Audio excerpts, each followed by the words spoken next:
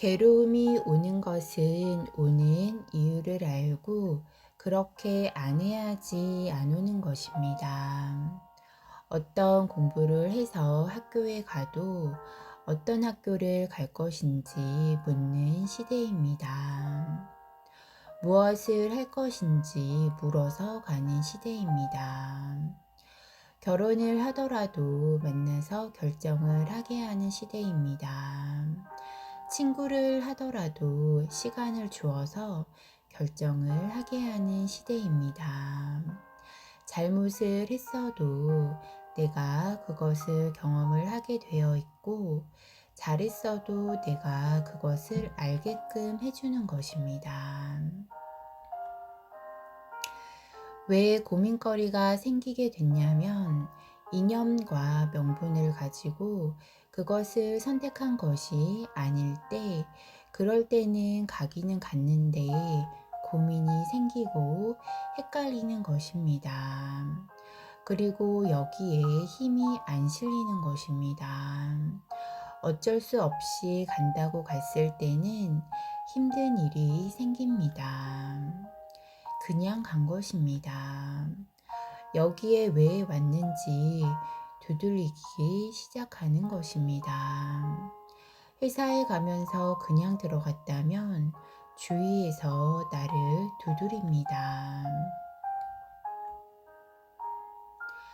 이제부터 회사 다니기가 굉장히 힘들어집니다. 회사를 가든 친구를 사귀든 그 친구를 사귀기 위해서는 노력이 있어야 합니다.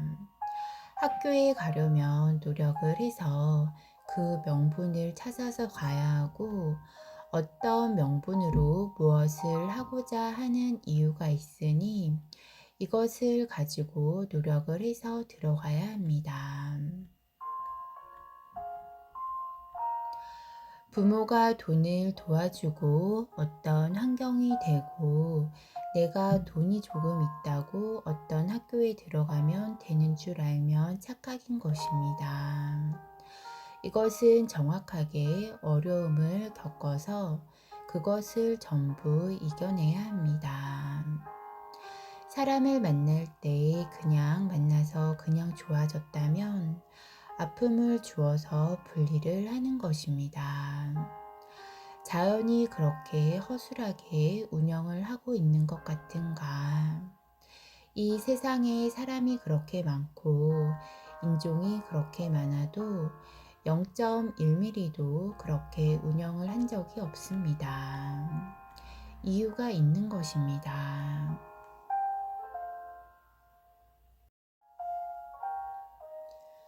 노력 없이 가면 그만큼 힘든 일을 겪으면서 아픔을 겪으면서 경험을 하게 하는 것입니다. 이런 일이 사회에 일어나고 있는데 거기에 맞이하고 있는 것입니다. 명분 없는 짓은 하지 말아야 합니다. 그것이 결국 고생으로 따라옵니다. 미래는 정법 시대입니다.